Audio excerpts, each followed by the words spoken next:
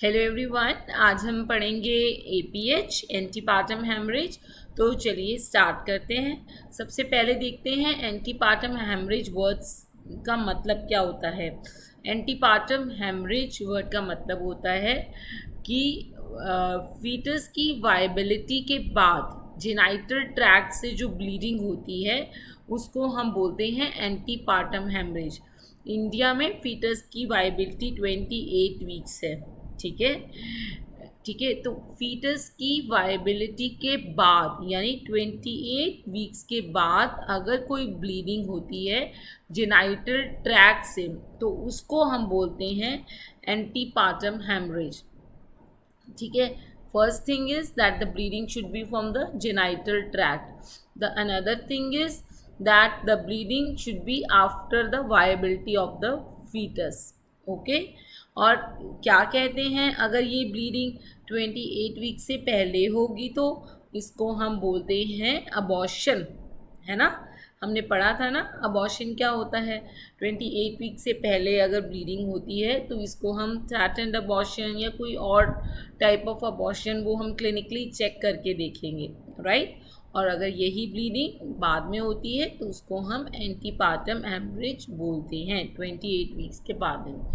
Bleeding in 28 weeks के बाद, genital bleeding 28 weeks के बाद जब भी कोई पेशेंट हमारे पास आता है तो हमारे दिमाग में 3 ऑप्शंस होंगे। नंबर 1 अब्रप्शियो। अब्रप्शियो सबसे ज़्यादा कॉमन है, अब्रप्शन प्लेसेंटा। ठीक है। Number 2 placenta previa and number 3 vasa previa. ठीक है। अब अगर कोई जेनाइटल ट्रैक्ट में कोई ट्रॉमा हो गया है, उससे भी ब्लीडिंग आती है 28 वीक्स के बाद, तो उसको भी हम एंटीपार्टम हेमरेज में रखेंगे। ठीक है। So once again I am telling you कि इन तीनों में से सबसे कॉमन है अब्रप्शियो, सेकेंड मोस्ट कॉमन है प्लेसेंटा प्रीविया और लास्ट में आता है वाजा प्रीविया। ठीक है। अब्रप्शन प्लेसेंटे को एक्सीडेंटल हैमरेज भी बोलते हैं। ठीक है, एक्सीडेंटल हैमरेज भी बोलते हैं। ओके। अब अब्रप्शन प्लेसेंटे क्या होता है। ठीक है, अब्रप्शन प्लेसेंटे होता है प्लेसेंटा का सेपरेट होना। नॉर्मली प्लेसेंटा डिलीवरी के बाद सेपरेट होता है, लेकिन अगर प्लेसेंटा फीटस अंदर ही है और सेपरेट होना शुरू हो जाए तो उसको हम अब्रप्शन बोलते हैं। ठीक है। चलिए, रिस्क फैक्टर्स क्या क्या होते हैं, इसके रिस्क फैक्टर्स क्या क्या अगर हो तो हमें लगेगा इस पेशेंट ये अब्रप्शन का पेशेंट बनता जा रहा है। ठीक है। अब प्लेसेंटा को अपनी जगह से पकड़ के कौन रखता है, यूट्रस। ठीक है, उसको पकड़ के कौन रखता है, यूट्रस। ठीक है। तो अब अगर सबसे पहली बात तो मैं आपको बता दूं कि अगर उसकी हिस्ट्री है प्रीवियस अब्रप्शन की तो उसके होने के चांसेस ज़्यादा हैं। ठीक है।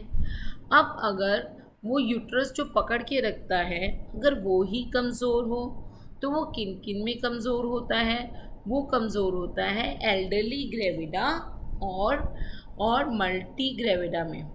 ठीक है। यूट्रस किन किन का कमज़ोर होगा, एल्डरली ग्रेविडा और मल्टी ग्रेविडा में। ठीक है। अब हम देखते हैं कि वो प्लेसेंटा क्यों सेपरेट होगा। ठीक है। अगर उस प्लेसेंटा का काम क्या होता है, ब्लड को ऑक्सीजनेट करना, फीटल ब्लड को ऑक्सीजनेट करना। अगर उसको कोई प्रॉब्लम आ रही है ऑक्सीजनेशन से तो वो सेपरेट हो जाएगा। तो वो उसको प्रॉब्लम कब आती है, जब हाइपरटेंशन होता है, जब इन्फेक्शन होता है या थ्रोम्बोफीलिया होता है। ठीक है। तो उससे वो काम किया नहीं जाता प्लेसेंटा से, तो वो प्रीमेच्योरली सेपरेट होना शुरू हो जाता है। फिर से बोलती हूँ मैं आपके लिए। ठीक है। जब हाइपरटेंशन होता है, जब इन्फेक्शन होता है, जब थ्रोम्बोफीलिया होता है तो ये सारे कारण हैं कि प्लेसेंटा एक या अच्छे यूट्रस में भी सेपरेट होना शुरू हो जाता है। थर्ड कॉज है कि अगर यूट्रस डिस्टेंडेड है, ठीक है, यूट्रस अपनी नॉर्मल कैपेसिटी से ज़्यादा डिस्टेंडेड है, जैसे ट्विन्स हो गए, पॉलीहाइड्रोमिनोस हो गया, राइट, तो उसमें जो है यूट्रस जो प्लेसेंटा के पीछे है वो भी डिस्टेंडेड होगा, तो वो बहुत ही जल्दी उसको सेपरेट करा देगा। ठीक है, चलिए फिर से बताती हूँ मैं क्या क्या रिस्क फैक्टर होंगे। नंबर 1, अगर तो कोई हिस्ट्री है, ठीक है, प्लस ब्रप्शो प्लेसेंटा की। नंबर 2, प्रीवियस प्रेगनेंसी में अगर कोई हिस्ट्री है, ठीक है। नंबर 2, अगर प्लेसेंटा की फंक्शनिंग में कोई प्रॉब्लम आ रही है, जो कि आती है हाइपरटेंशन में, इन्फेक्शन में, थ्रोम्बोफिलिया में। नंबर 3, अगर एक ओल्ड यूट्रस है, जो कि होता है ओल्ड लेडी में और मल्टी ग्रेविडा में, ठीक है। नंबर 4, अगर यूट्रस डिस्टेंडेड है तो, ठीक है। अब प्रीमेच्योर सेपरेशन ऑफ प्लेसेंटा अगर होगा तो वहाँ से ब्लीडिंग शुरू हो जाएगी, है ना। जब प्लेसेंटा प्रेगनेंसी के बाद सेपरेट होता है तो वहाँ से भी होती है ना, तो यहाँ पे भी ब्लीडिंग शुरू हो जाएगी। ठीक है, मैं आपको बताती हूँ डायग्राम बना के। देखिए, पीपीएच में मैंने बताया था ना आपको कि इस तरह से स्पाइरल आर्टरी सप्लाई कर रही होती हैं प्लेसेंटा को। ठीक है, अब अगर मान लो इस प्लेसेंटा सेपरेट हुआ,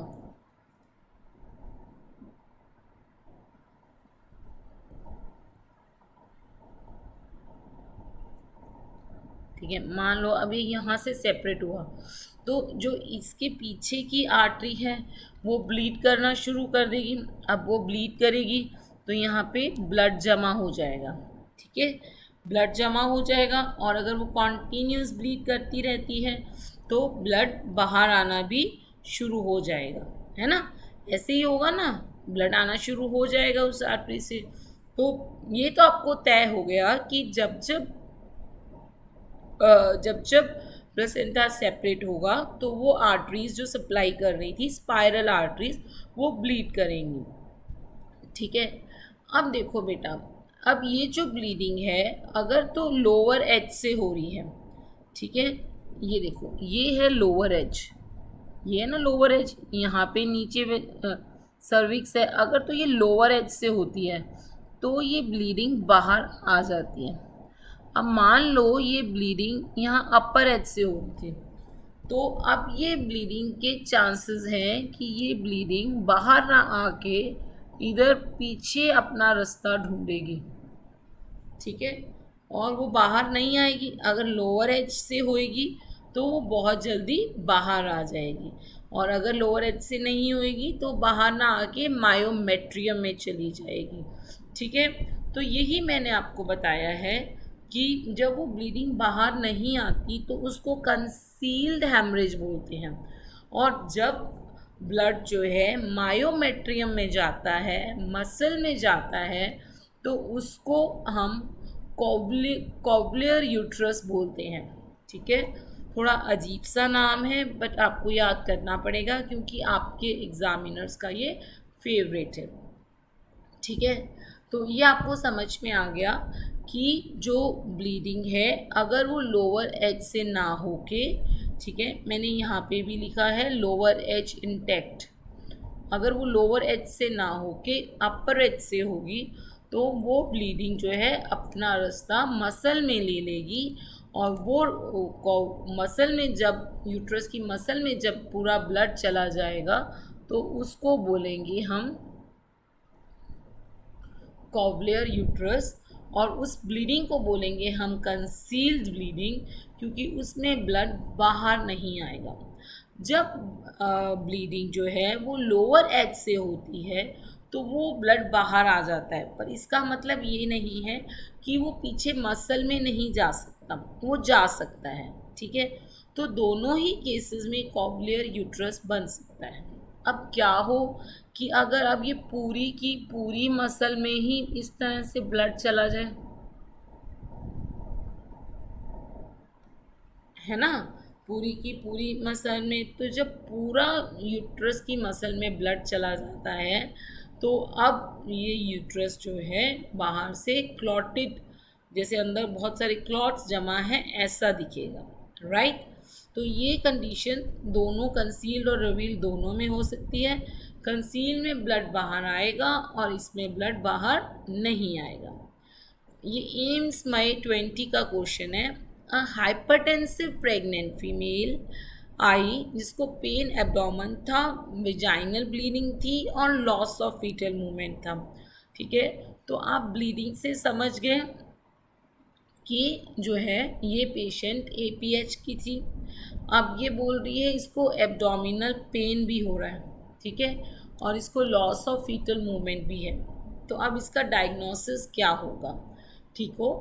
ठीक है। अब मैंने आपको बताया है कि कंसील और रिवील दोनों में ही जो है वो जो है ब्लीडिंग होती है। सॉरी, कंसील और रिवील दोनों में ही मायोमेट्रियम में ब्लड जा सकता है, कंसील में ज़्यादा चांसेस हैं। अब जब मायोमेट्रियम में ब्लड जाता है तो क्या होता है? तो अब हमारी मसल्स में कभी भी नील, जिसे हम कहते हैं हिंदी में नील पड़ता है तो बहुत पेन होता है। तो वैसे ही जब यहाँ पे ब्लड जाएगा मसल के अंदर तो उसको एब्डोमिनल पेन होता है। ठीक है, यहाँ ये पूरा भर गया है, ठीक है, तो इसको थोड़ा भी अगर भरा है, पूरा नहीं भी भरा है, मसल में जैसे ही ब्लड जाएगा तो उस पेशेंट को एब्डोमिनल पेन होगा। ठीक है, क्योंकि मसल में जब जब ब्लड जाता है तब तब पेन होता है। ठीक है, अब उसको फीटल मूवमेंट्स क्यों नहीं सुनाई देते? एक तो सबसे पहली बात, प्लेसेंटा क्या काम करता है? प्लेसेंटा फीटस के ब्लड को ऑक्सीजनेट करता है। अब ऑफ कोर्स अगर वो सेपरेट हो गया तो वो ढंग से ऑक्सीजनेट नहीं करेगा, अब उसको फीटस को डिस्ट्रेस होगा, राइट, डिपेंडिंग ऑन वो कितना सेपरेट हुआ है ना, तो उसको फीटर डिस्ट्रेस होगा। ठीक है, ये तो हुई एक बात। और एक दूसरी बात, अब जिसको पेन एब्डोमेन हो रहा है उसका जो है मूवमेंट्स उसको वैसे ही फील नहीं होंगे। ठीक है, जब कभी आपको जो है मसल के अंदर आपको कभी भी ब्लीडिंग हुई हो, जब कोई ज़ोर से पंच कर देता है या जब आँख पे कोई पंच पड़ता है, नील पड़ता है, तो बहुत ज़्यादा पेन होता है ना, तो नॉर्मल सेंसिटिविटीज़, नॉर्मल सेंसेशंस वो होती नहीं है क्योंकि पेन की सेंसेशन डोमिनेट कर जाती है। So there is always loss of foetal movement with abruption. तो इसी के साथ ही ये ट्रायड पूरा हो जाता है। सो एब्रप्शन प्लस एंटे में क्या ट्रायड होता है? ठीक है, abdominal pain plus vaginal bleeding after 28 weeks plus loss of foetal movement after that bleeding and pain. ठीक है, सो अब इन्होंने बताया है वो पेशेंट हाइपरटेंसिव भी थी। हाँ, ये तो हमने पढ़ ही लिया, हाइपरटेंशन जो है वो रिस्क फैक्टर होता है। ठीक है, तो इसका डायग्नोसिस क्या होगा? प्रीटर्म लेबर होगा। प्रीटर्म लेबर में एब्डोमिनल पेन होता है लेकिन वेजाइनल ब्लीडिंग नहीं होती और लॉस ऑफ फीटल मूवमेंट नहीं होता। अब्रप्शन में तीनों होते हैं। Placenta previa is a painless bleeding, तो यहाँ तो पेन हो रहा है। हाइड्रोमिनोस में प्रीटर्म लेबर की वजह से पेन हो सकता है लेकिन vaginal bleeding, loss of foetal movement नहीं होगा। तो इन चारों में से एक ही आंसर ठीक बैठता है, अब्रप्शन।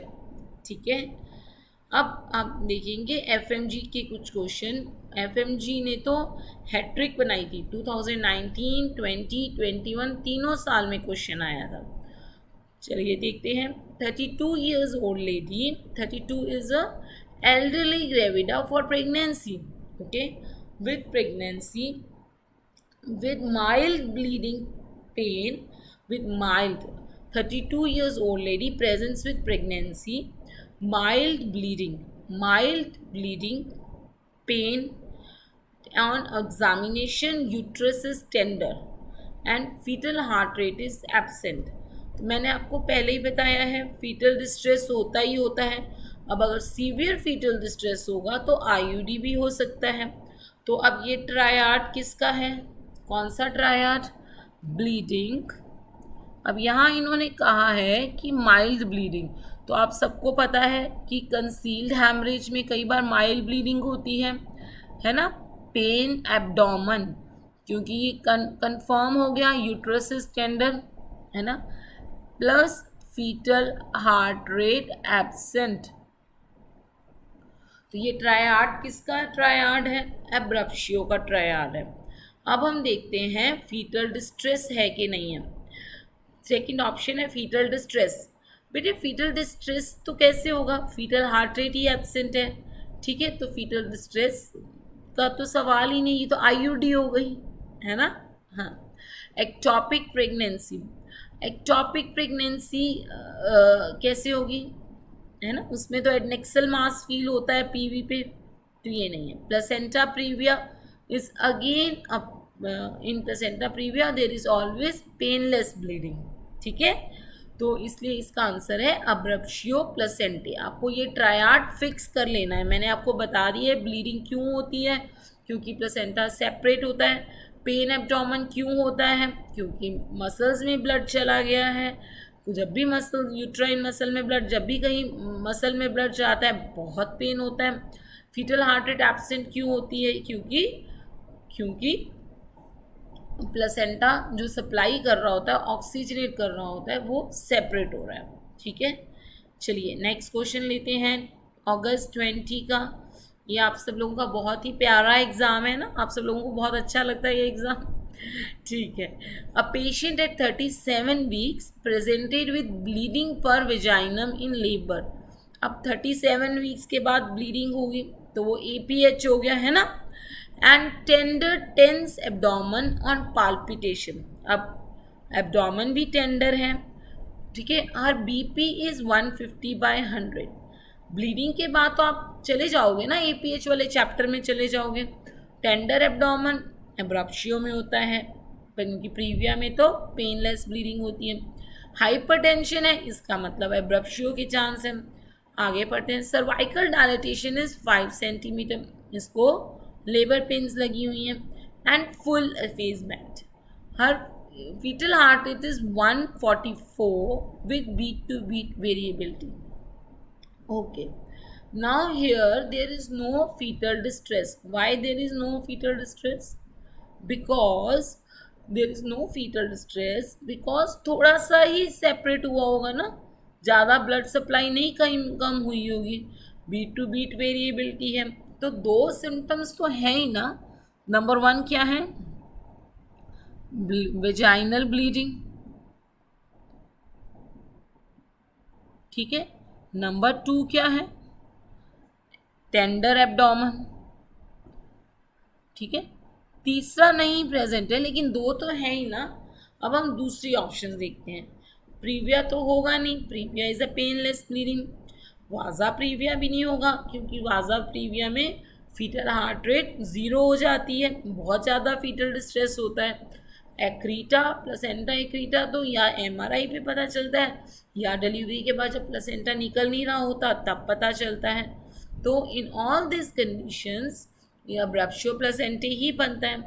तो इट इज़ पॉसिबल कि फीटल हार्ट रेट ज़्यादा डिप ना करे, थोड़ा सा ही अगर प्लेसेंटा सेपरेट हुआ है ना. चलिए, ये समझ में आ गया आपको. नेक्स्ट चलते हैं. FMG जून 21. यहाँ पे भी क्वेश्चन ट्रिकी था. ठीक है, देखते हैं. Pregnant women brought to the emergency room with pain abdomen and hypotension. Pain abdomen हो रहा था और उसका BP बहुत कम था. ठीक है, पेन है और BP कम है. ठीक है.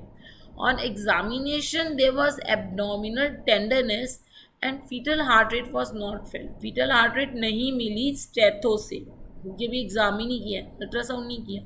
इसका मतलब फीटल डिस्ट्रेस तो है. ठीक है. और एब्डोमिनल टेंडरनेस है. तो अब आप देखते हैं कि इन सब में से कहाँ पे एब्डोमिनल टेंडरनेस होती है। आईयूडी में एब्डोमिनल टेंडरनेस होती है? नहीं होती है। एब्रप्शन में होती है, रप्चर यूट्रस में होती है, लेकिन एग्जामिनेशन पे फिर फाइंडिंग्स कुछ और होती हैं। फीटस फ्लोटिंग फाइंडिंग होती है। ऑब्स्ट्रक्टेड लेबर में भी फाइंडिंग कुछ और होती है, पर एब्डोमेन टेंडर नहीं होता ऑब्स्ट्रक्टेड लेबर में। ठीक है, so answer to this question is abruption. अब हम बात करते हैं अब्रप्शन के ट्रायड में। तो 3 चीज़ें होती हैं, bleeding and foetal distress and tender abdomen.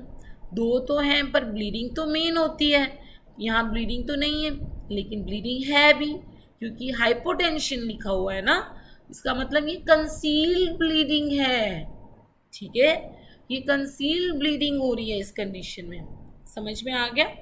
ठीक है, सो इसका आंसर है अब्रप्शन। ठीक है, this was the most tricky question, right. चलिए, तो ये अब ट्रायड आपको समझ में आ गया कि एब्रप्शन का ट्रायड होता है pain abdomen, tender abdomen, bleeding concealed और revealed any time, on fetal distress या आईयूडी। ठीक है, ट्रायड क्या होता है? एब्डोमिनल पेन और टेंडर एब्डोमेन। नंबर 2 होता है ब्लीडिंग कंसील्ड और रिवील्ड, और थर्ड होता है ईदर फीटल डिस्ट्रेस और आईयूडी।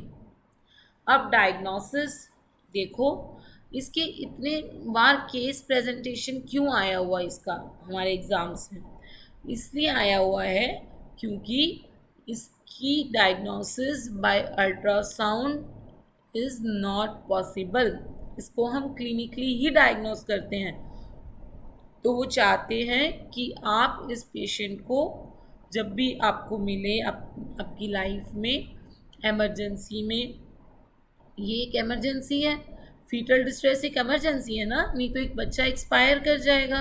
तो वो चाहते हैं कि आपको ये तीनों कंडीशंस अच्छे से याद हो जाए, और आपको सामने कभी भी ये ऐसा कोई प्रेग्नेंट पेशेंट आए तो तुरंत आप उसको एक्टिवली मैनेज करा लो।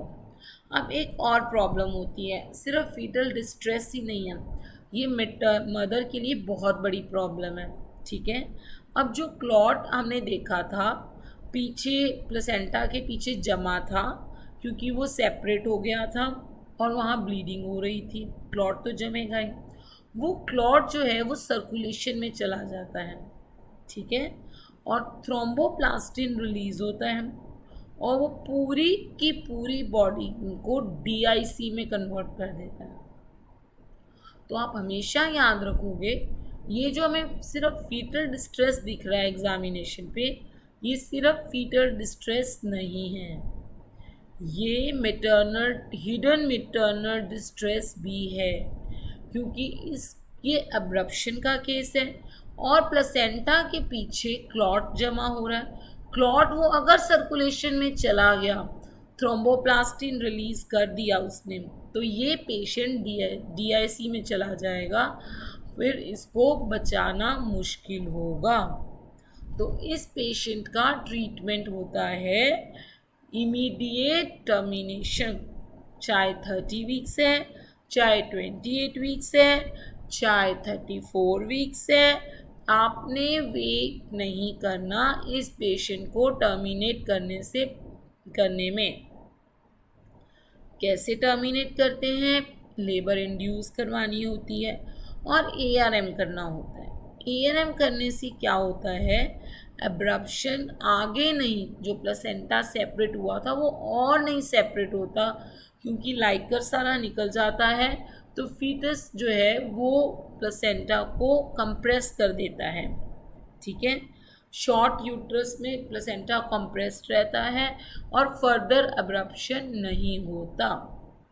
ठीक है, मैं फिर से बता रही हूँ, abruption is not an indication for caesarean unless and until there is a proper indication of cesarean. We can do normal delivery in this. So, to start the normal delivery in every abruption patient, once we have diagnose it by that clinical triad, हमने उस patient की जो है जल्दी से जल्दी terminate करना है, उसको लेबर रूम में लेके जाना है और हमने उसका ARM करना है, आर्टिफिशियल रप्चर ऑफ मेम्ब्रेन करना है और उसको जो भी हमने इंडक्शन के लिए देना है वो दे देना है, ठीक है। और फिर उसके बाद हम इस पेशेंट को मॉनिटर करेंगे और अगर ज़रूरत पड़ती है, सीवियर फीटल डिस्ट्रेस होता है या कोई और ज़रूरत पड़ती है तो हम उसका सिजेरियन करेंगे, ठीक है। लेकिन ऐसा नहीं है कि अब्रप्शन हुआ और आप इस पेशेंट को सिर्फ सिजेरियन करो, ठीक है, ओके। अब ये क्योंकि फीटल डिस्ट्रेस और मैटरनल डिस्ट्रेस दोनों की कंडीशन है, तो एब्रप्शन प्लेसेंटे को की सिवियरिटी को क्लासिफाई किया था शेर एंड पेज ने, ठीक है। शेर एंड पेज ने इसकी सिवियरिटी को क्लासिफाई किया था, ओके। शेर एंड पेज क्लासिफिकेशन में मेनली क्लिनिकल सिम्टम्स आते हैं, कोई भी अल्ट्रासाउंड वगैरह रिपोर्ट नहीं आती है, सिर्फ और सिर्फ क्लिनिकल सिम्टम्स आते हैं और कॉम्प्लिकेशंस आती हैं अब्रप्शन की, ठीक है। ये नीचे एक इमेज है जिसके अंदर एक कॉवलियर यूट्रस है, आप देख सकते हो। जो मायोमेट्रियम में जो ब्लड आया है वो साफ आपको दिखाई दे रहा है, ये देखिए, ये पूरी मायोमेट्रियम पूरी भरी पड़ी है, राइट, ब्लड से दिख रहा है ना। तो वाइन कलर का यूट्रस हो जाता है और ये पूरा का पूरा जो है भर जाता है, ठीक है। So I hope you understand the chapter of abruption. थोड़े से क्वेश्चन हम अब्रप्शन के ले लेते हैं जो पिछले 5 years में आए हैं। Couvelaire uterus is seen in placenta previa, vasa previa, abruption placentae, placenta percreta. Answer is abruption placentae, है ना, because what is Couvelaire uterus? Blood in the myometrium, so blood will only come out in the abruptio placentae. This was a question of FMG June 19 and this is a question of NEET PG 2016. The term covaliar uterus is used in relation to, the answer to this is uteroplacental apoplexy, okay. Uteroplacental apoplexy. What is uteroplacental apoplexy? इस apoplexy means गुस्सा, भयंकर वाला गुस्सा। तो यूट्रोप्लेसेंटल apoplexy means uterus और placenta का गुस्सा, ठीक है। तो आपको इस पिक्चर में देख के पता चल रहा होगा कि ये गुस्से ही लग रहा है ना यूट्रस, है ना, गुस्से ही लग रहा है ना यूट्रस, कि नहीं लग रहा? ओके, चलिए, एक तो ये चीज़ होगी गुस्से है, ठीक है, यूट्रोप्लेसेंटल एपोप्लेक्सी, ओके। एक क्वेश्चन जो मैंने यहाँ लिखा नहीं है लेकिन जून में या दिसंबर 21 में FMG में आया था, वो ये क्वेश्चन था कि DIC किस में होने के चांस किस में सबसे ज़्यादा होते हैं, ठीक है। So it was not a repetitive question, तो अब आपको ये याद रखना है कि DIC होने के चांस अब्रप्शन में ज़्यादा होते हैं। एमनियोटिक फ्लूइड एम्बोलिज्म भी था, देखो DIC ऐसी तरह क्वेश्चन था, DIC in obstructive is most commonly find in, amniotic fluid embolism is very very rare, okay. So most commonly DIC in obstetrics is found in abruption, okay. That was all about abruption. Thank you.